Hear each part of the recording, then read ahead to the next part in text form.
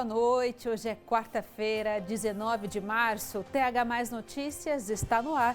Veja o que é destaque na noite de hoje. Mercado de brinquedos. Setor movimentou mais de 100 milhões de reais em 2024. Taxa Selic. Juros deve aumentar 1 ponto percentual e chegar a 14,25% ao ano. E hoje é dia de São José. Conheça a história do santo que é padroeiro de São José dos Campos. O TH Mais Notícias já começou.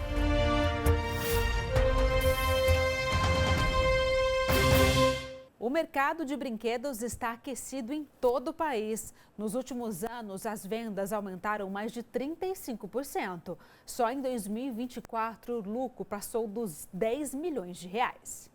A Helena tem um mundo de diversões dentro de casa. E aqui nada de eletrônicos, viu? Tudo é em forma de brincadeiras, brinquedos e jogos.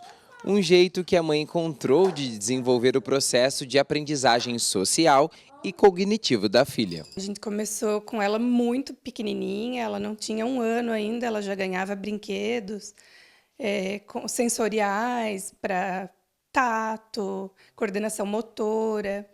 E aprender a socializar com os amiguinhos, porque ela, como não tem irmão, então ela era muito só dela, tudo dela. E com os brinquedos isso foi bem possível. Totalmente brinquedos educativos.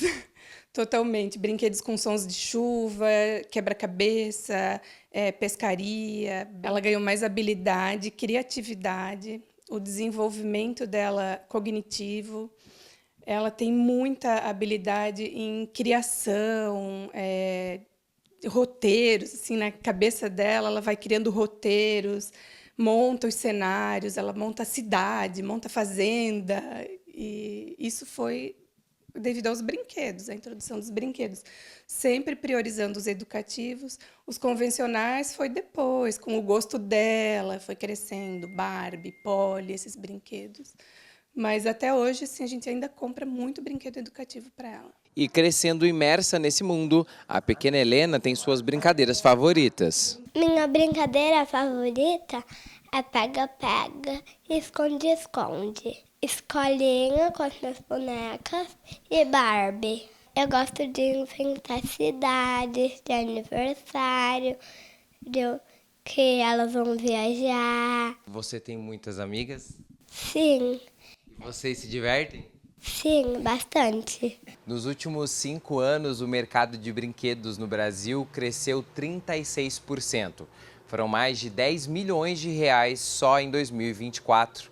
E com a ascensão do setor, a expectativa de crescimento para esse ano pode passar dos 4,5%. A Sandra tem essa loja de brinquedos educativos em São José dos Campos há 3 anos. De lá para cá, ela viu crescimento na procura dos pais por diversão para pequenos sem depender das telas. Eu entrei no ramo de brinquedos porque eu sou fisioterapeuta e eu atuo ainda na fisioterapia e eu sempre usei muito brinquedo educativo para trabalhar com os meus pacientes, como forma de tratamento neles para fugir do convencional. Então aí eu tive a ideia de montar uma loja de brinquedos educativos para poder ajudar outros profissionais da saúde. Eu percebi que o mercado estava crescendo. Foi bem antes da pandemia, quando eu vi a curiosidade de outros profissionais. Eu era professora de pós-graduação, querendo saber como é que eu fazia para sessões de fisioterapia serem menos monótonas para os pacientes. E aqui tem uma variedade de opções para crianças e até adultos.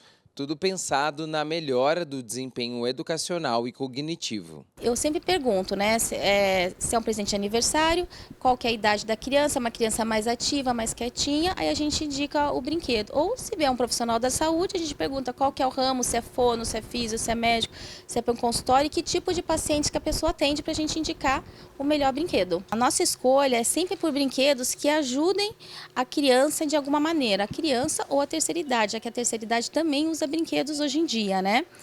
E a gente está vendo um crescimento grande do mercado, mais ou menos uns 40% no crescimento da venda de brinquedos, principalmente dos segmentos de jogos de tabuleiros e brinquedos educativos. Uma tendência que traz benefícios não só para os empresários, mas para aqueles que entendem a importância do brincar na infância. Brinquedo é investimento, não precisa comprar brinquedo caro, não precisa ter aquele brinquedo caríssimo, porque as crianças elas têm que desenvolver a criatividade delas. Então, basta ter algumas opções e elas, por si só, elas já se desenvolvem, elas montam cenários, então não precisa ser nada caro. A gente tem brinquedos para todos os bolsos, ao contrário de antigamente que os brinquedos eram muito caros. Então, você tem brinquedos desde R$10 até que passa dos 1.000. Consegue atingir todos os bolsos. E você chama, quantas amigas você tem? O que você chama elas para fazer o quê?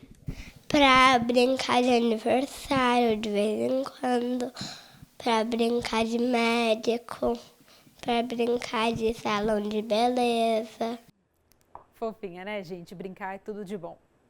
Mudamos de assunto. O Comitê de Política Monetária do Banco Central deve aumentar hoje em 1 ponto percentual a taxa Selic.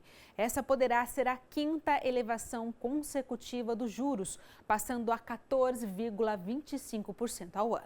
A taxa Selic é uma taxa que é usada como referência para os bancos, para todos os instrumentos financeiros, quer seja de aplicações ou quer seja de empréstimos, em que o Banco Central determina e aponta a direção para onde vai o mercado financeiro. Então, se a taxa Selic aumentar, os bancos irão aumentar também os seus juros dos seus produtos financeiros, cheque especial, cartão de crédito, empréstimos em geral. E também dá um indicativo de que as pessoas estarão mais incentivadas a fazer aplicações financeiras do que investir na economia real, que é o que de fato vai gerar emprego e renda. O aumento da taxa Selic ela tem como reflexo na economia um travamento do processo da atividade econômica, né? Porque as pessoas elas vão analisar, bom, é mais fácil, os investidores principalmente, é mais interessante fazer uma aplicação financeira do que investir em uma empresa. Então, nós vamos ter um encarecimento do crédito em diversas áreas. Isto, tanto as empresas quanto as pessoas, consumidores e consumidoras, ficarão receosos de tomar empréstimo para fazer as suas viagens, adquirir automóveis ou qualquer outra atividade. E com isso, as empresas ficarão receosas de colocar o seu produto no mercado. E isso, por consequência, é fazer com que haja menor contratação da mão de obra. Então, nós temos um problema aqui que o mercado financeiro, por intermédio do Boletim Focus, ainda está sendo colocado, está sendo ouvido mais do que o setor produtivo. Então, a gente precisa trabalhar fazendo com que o Banco Central ele ouça mais o setor produtivo da economia e um pouco menos o mercado financeiro. No curto prazo, o que a gente pode esperar é uma retração econômica decorrente da falta de incentivo na economia real, né? Com isso, a gente pode ter a taxa de desemprego que estava caindo, talvez ficar estabilizado, aumentado um pouquinho, porque os ofertantes, os empresários e empresárias não estarão confiantes, né, em fazer isso. E nós temos também no longo prazo uma questão de expectativa de fazer com que a taxa de juros caia, porque a taxa de juros, lamentavelmente, está sendo o único instrumento utilizado para segurar o processo inflacionário, ao invés de elevar a oferta, elevar a competitividade econômica, porque aquela velha lei da oferta e demanda, quanto maior a oferta, menor o preço.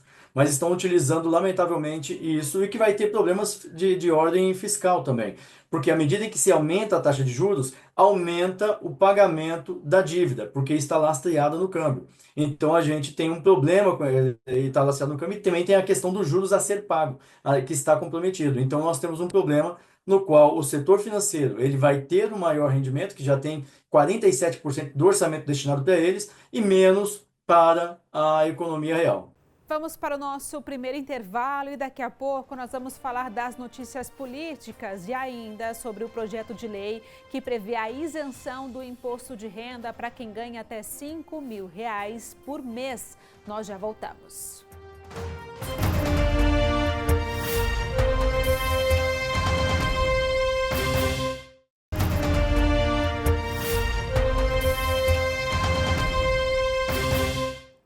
Estamos de volta e é hora de falar de política.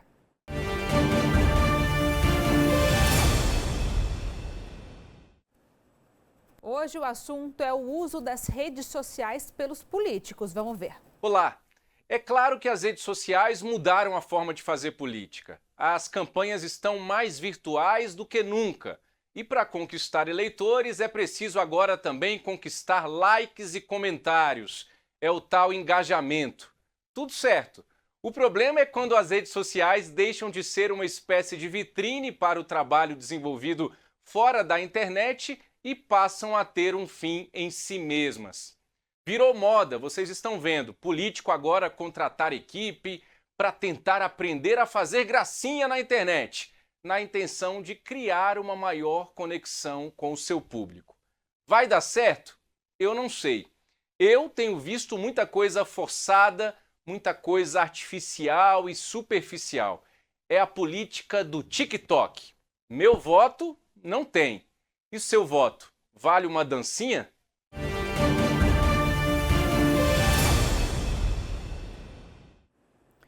O governo enviou nesta semana ao Congresso o projeto de lei que prevê a isenção do imposto de renda para quem ganha até R$ 5.000 por mês. Se aprovado, 10 milhões de brasileiros devem deixar de pagar o imposto. O projeto foi assinado e entregue nas mãos do presidente da Câmara, Hugo Motta, pelo presidente Lula. O que nós estamos fazendo é apenas uma reparação. Nós estamos falando que 141 mil brasileiros que ganham acima de 600, acima de R$ 1 milhão por ano, vão contribuir para que 10 milhões de pessoas não paguem imposto de renda.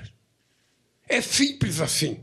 O ministro da Fazenda, Fernando Haddad, destacou que a mudança é um passo para reverter o problema da desigualdade no país. É um projeto equilibrado do ponto de vista fiscal e é um projeto que busca a justiça social. Com ele, deputado Isaldo, não se pretende nem arrecadar mais, nem arrecadar menos. Se pretende fazer justiça.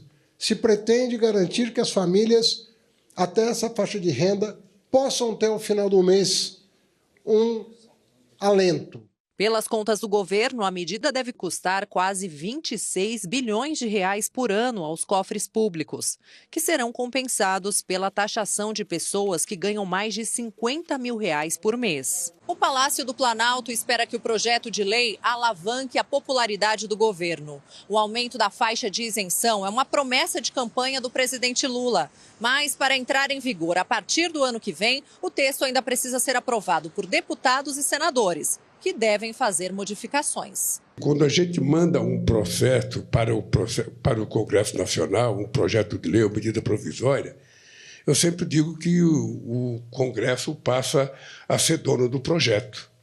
E, portanto, ele tem o direito de fazer as mudanças que entenda necessário. Eu espero que, se for para mudar para melhor, ótimo, para piorar, jamais.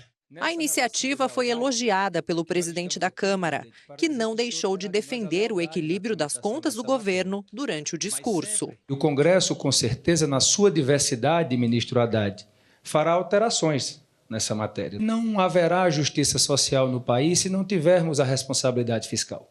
E isso para o Congresso é muito caro. E as pessoas que estão com contas de água em aberto podem negociar os valores com a Sabesp e um feirão que começou nesta semana. Todos os detalhes desta notícia estão lá no nosso site, o thmais.com.br/vale. Os descontos podem chegar até 100% das multas e as parcelas podem ser divididas em até 12 vezes. A ação segue até o dia 31 de março. Vamos para mais uma pausa e daqui a pouco tem a previsão do tempo para quinta-feira e uma reportagem sobre o dia de São José. Nós já voltamos.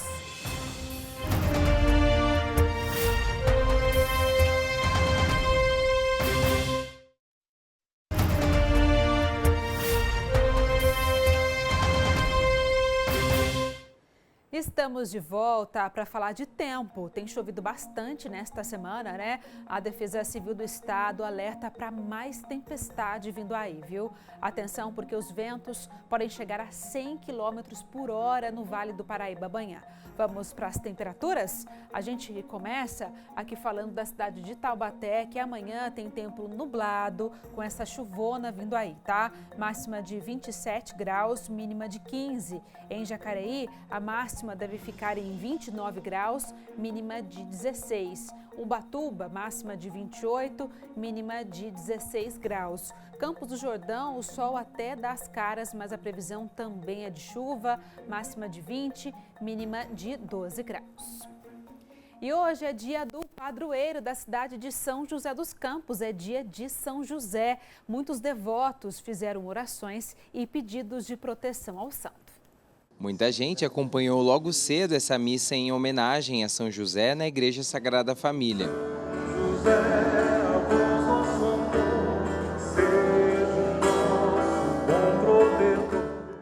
A celebração relembrou o exemplo de São José. Na Igreja Católica, ele é tido como justo, humilde, paciente e protetor da família. Ele quem proveu o lar de Nazaré e ajudou na educação do menino Jesus. Então, por isso que ele é tão importante para nós, cristãos em geral, e para os católicos.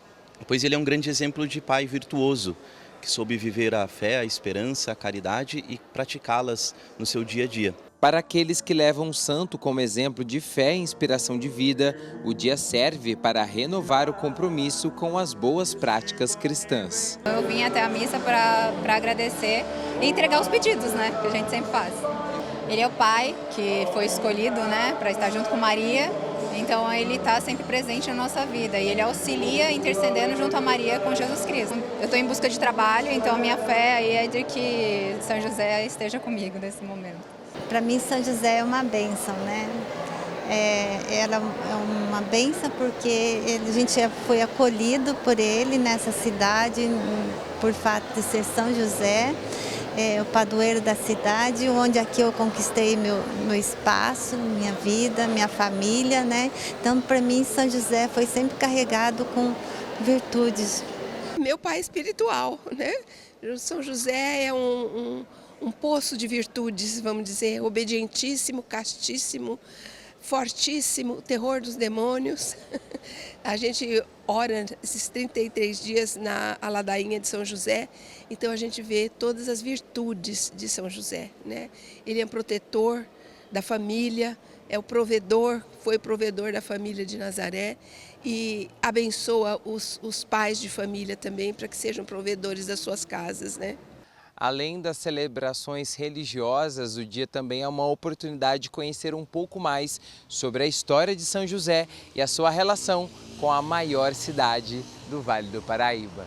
São José sempre se manteve o padroeiro, né?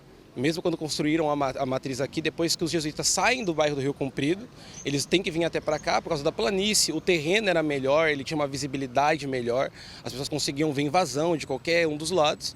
Constrói-se e continua-se São José como o santo padroeiro daqui, muito pelo grupo das pessoas que estavam aqui em volta, né? Os comerciantes que vinham para cá, o pessoal da tecelagem Paraíba que veio para cá, todos eles acabavam adicionando esse santo ao seu culto, uma vez que ele era um santo que era ligado ali à proteção aos trabalhadores, e esse grupo estava crescendo principalmente na fase sanatorial da cidade. O Bruno é historiador e explica a importância de manter viva as tradições religiosas como ferramentas de preservação da história da cidade. Relembrar São José é relembrar também todos os processos que foram firmar a cidade como ela é hoje. Mas para a gente compreender o que é São José dos Campos hoje, por que é assim, como é assim, por que tal bairro é dessa forma, por que a rua é desse jeito, tudo isso envolve uma história, um passado que foi construído de algum ponto e tem que ser sempre relembrado, reforçado da maneira que é, né? Uma cidade que não lembra da própria história e também das próprias bases culturais que construíram essa cidade como ela acaba se perdendo, ela acaba tendo um horizonte um pouco mais nublado se ela abandona o próprio passado. Ainda mais um passado que é tão longo e tão interessante, tão popular como esse, né? E assim chegamos ao fim de mais um jornal, né? Que São José abençoe sempre a sua família. Olha só, gente, muito obrigada pela sua companhia. Continue na nossa programação. Amanhã a gente se encontra. Um beijo, uma boa noite. Tchau, tchau.